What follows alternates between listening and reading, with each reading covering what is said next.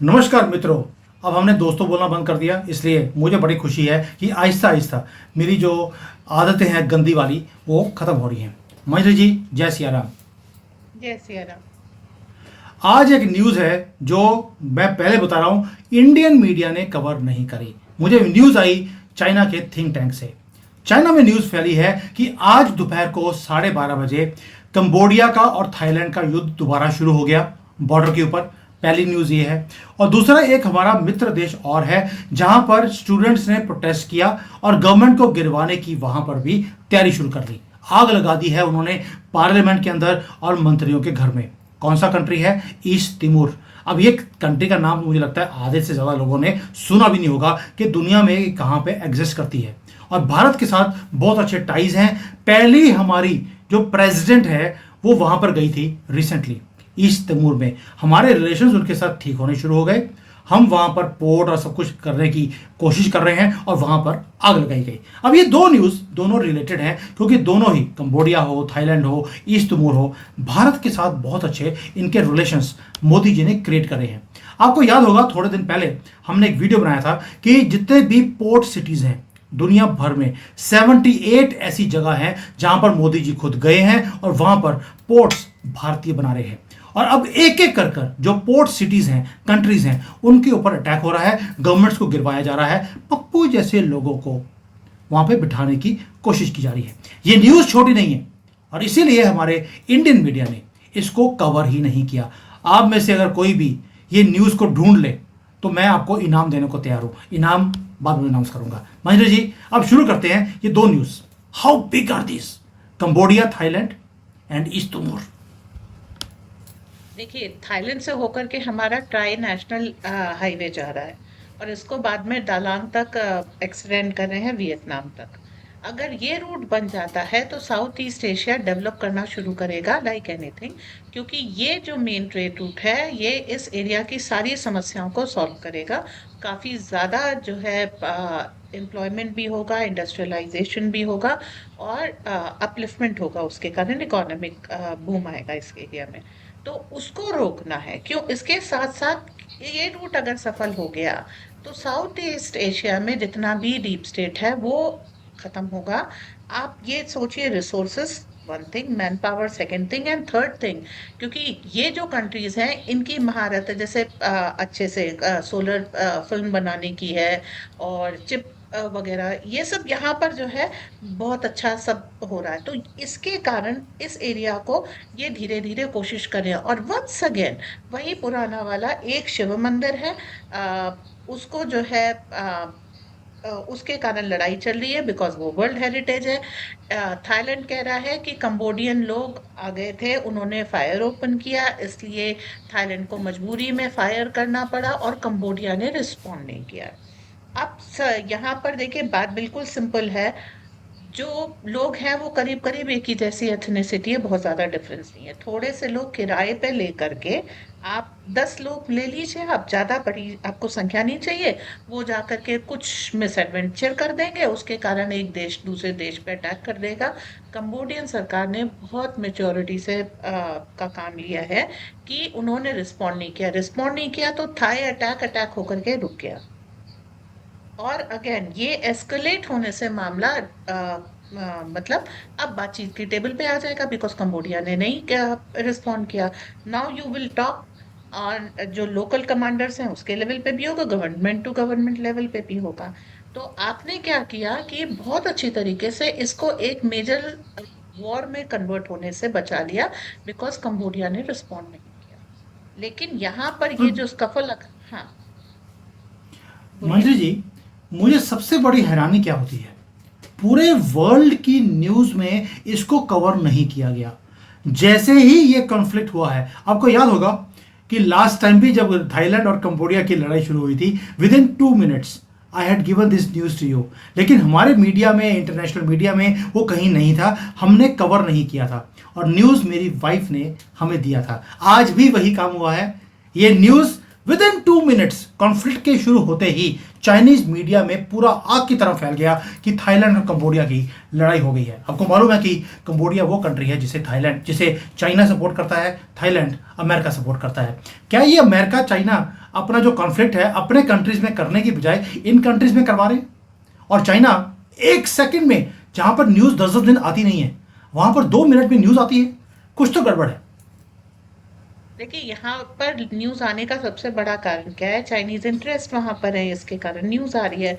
भारत के पत्रकारों को तो, जो यूरोप में होगा, जो अमेरिका में होगा, उसके बाद तो कोई कंट्री एग्जिस्ट ही नहीं करती ना। आपको मालूम है, इंडियन मीडिया में कभी आप अफ्रीका के, हाँ, वो भी नहीं मिलती, अफ्रीका के बारे में, लैटिन अमेरिका के बारे में। जल्दी से Australia is a developed and big country, उसके बारे में आप नहीं वो खबर मिलेंगे। इनके आका 2 जगह बैठते हैं, यूरोप और अमेरिका और चाइना, इन 3 सेंट्रिक आती है। बाकी कोई देश में क्या हो रहा है आपको नहीं पता लगेगा, थैंक्स टू इंडियन मीडिया, अगर आप खोजने नहीं जाते। अब आ जाते हैं इस पे। ठीक है, थाईलैंड को यूएस सपोर्ट कर रहा है, और उसको जो है कंबोडिया सपोर्ट को चाइना सपोर्ट कर रहा है। लेकिन जो लड़ाई वो हो रही है वो इसलिए कि भारतीय इंटरेस्ट यहाँ से नहीं निकल पाए। वरना आज तक आज की बात तो है नहीं कि थाईलैंड यूएस के पास है और कंबोडिया चाइना के पास है। अब क्यों हो रहा है? क्योंकि अब आप ट्राई नेशनल हाईवे बना रहे हैं, अब आप इस एरिया में जो है डेवलपमेंट कर रहे हैं, इसलिए अब हो रहा है। पहले अगस्त में हुआ था और अब इस समय हो रहा है।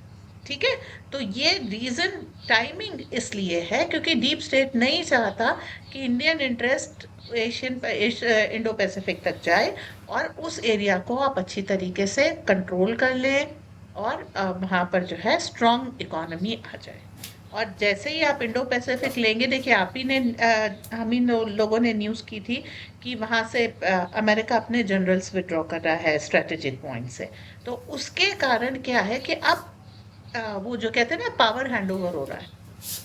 और अभी जनरल विड्रॉ किए, अभी यहाँ पे छोटी स्कफल हो गई। उसके बाद फिर देखिए आप ईस्ट तिमोर में हुई। ईस्ट तिमोर में होने का कारण क्या है? ईस्ट तिमोर, देखिए, आप जूम करेंगे तब आपको कंट्री दिखेगी।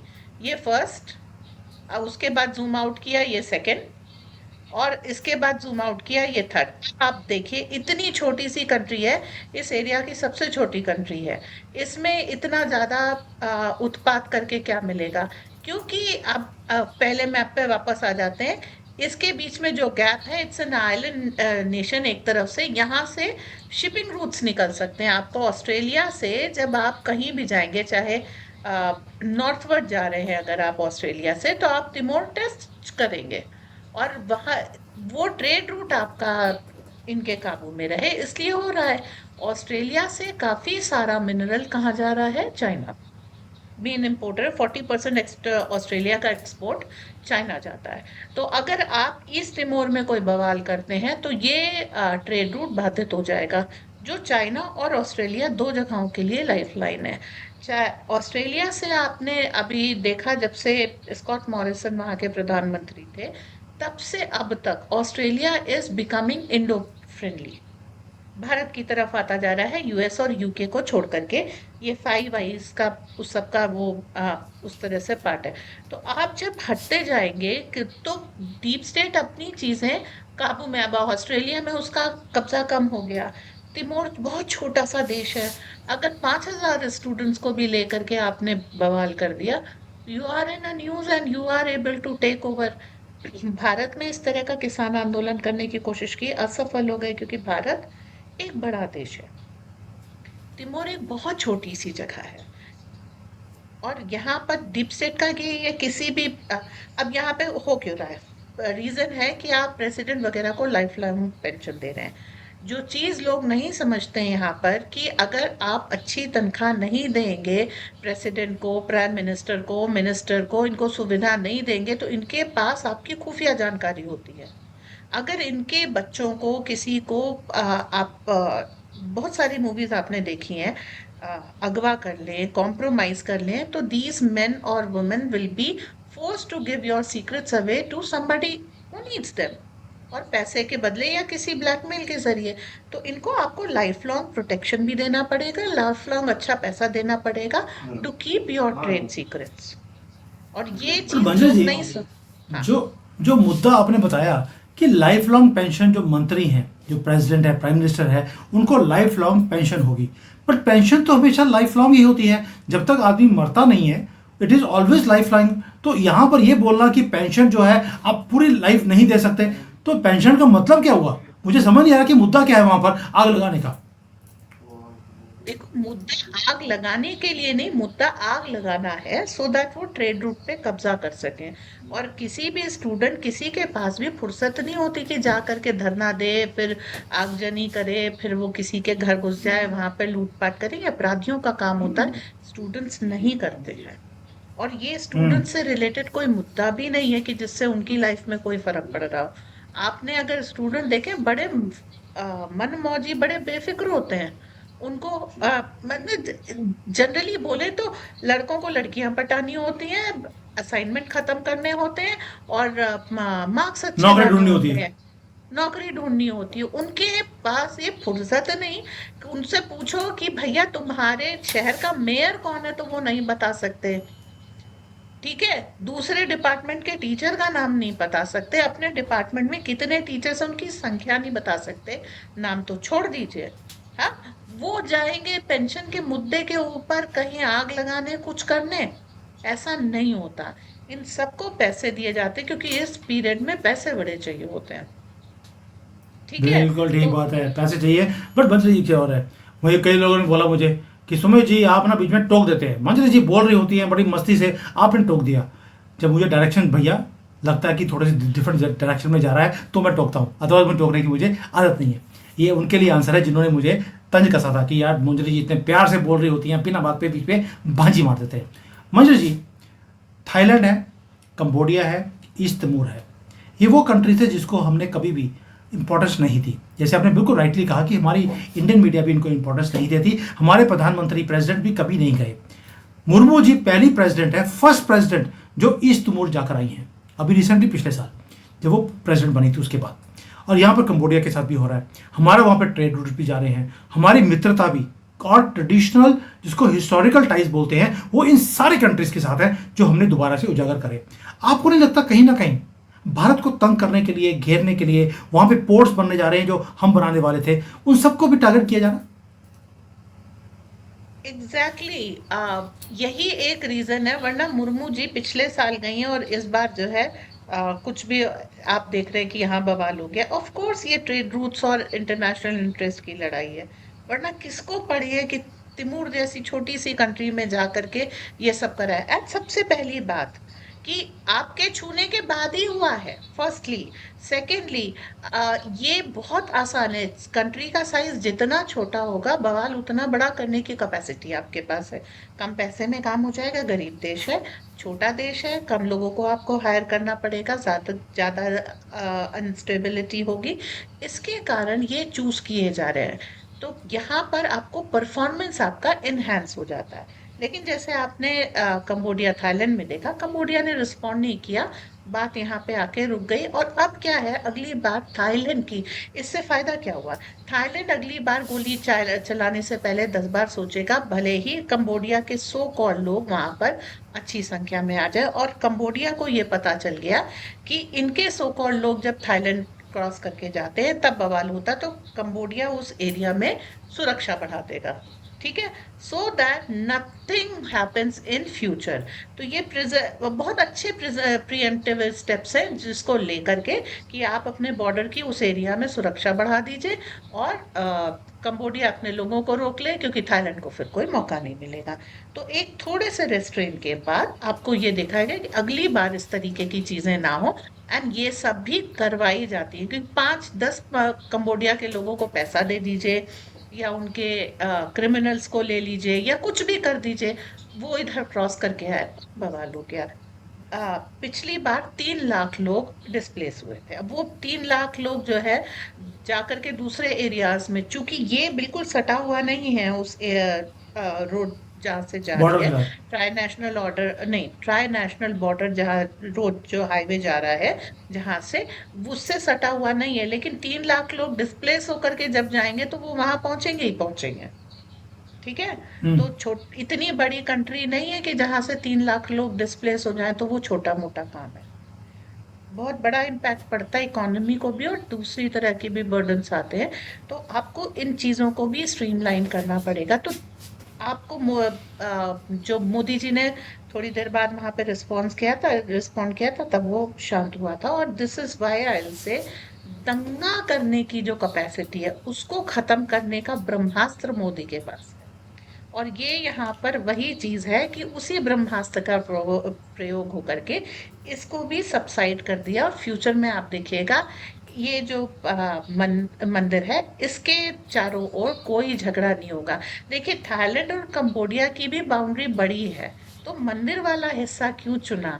क्यों? क्योंकि मंदिर को लोग लेकर के मोदी सेंसिटिव है। हर जगह उस मंदिर का नाम आ रहा है जो एक वर्ल्ड हेरिटेज है, जिसके कारण बवाल हो रहा है। अरे भाई पैसा अगर यूनेस्को दे रहा है तो मंदिर को दे रहा है ना, ना थाई सरकार को दे रहा है ना कंबोडियन सरकार को दे रहा है, वो मंदिर को मेंटेन कर रहा है। तो फिर क्या आपको दिक्कत है? ये बात सिर्फ ये है कि इसके भी केंद्र में मंदिर क्यों लिया, ताकि वो हिंदू हेट्रेड इस चीज से फ्यूअल कर सके कि बवाल वहीं होता है जहां आपके मंदिर होते हैं। तो सारी जब कड़ियां आप जोड़ेंगे तब आपको ये पता लगेगा। और अभी फाइनली क्या है, there won't be any future scuffle because Cambodia showed the rest. जी। बिल्कुल सही कह रही है कि जहाँ मंदिर होता है वहीं पर दंगे होते हैं, फसाद होता है। जहाँ मस्जिद होती है वहाँ तो मायूसी, गंदगी, और वहाँ पर आपको मालूम है लोग ही छोड़ के चले जाते हैं, होगा क्या। तो इसलिए हम उसके ऊपर बात नहीं करते, क्योंकि आजकल बड़ा ट्रेंड चल रहा है आई लव मोहम्मद, तो हम उसके ऊपर बात नहीं करेंगे। हमने भी शुरू कर दिया आई लव महाकाल, और मुझे लगता है कि हमें यहाँ पर टैटू बना देना चाहिए आई लव वराही, है लॉर्ड वराही। मुझे लगता है वो जिस दिन हो गया साथ में उनकी फोटो भी लगा देंगे, इससे बढ़िया कब नहीं हो सकता। कोई पास भी फड़केगा नहीं आपके जिस दिन आपने ये कब कर लिया। मेरे कई दोस्त हैं भारत में, उन्होंने अपने घर के बाहर वो फोटो लगा दी है भगवान वराही की। मैंने कई बार अब यहाँ पर शेयर कर रहा था।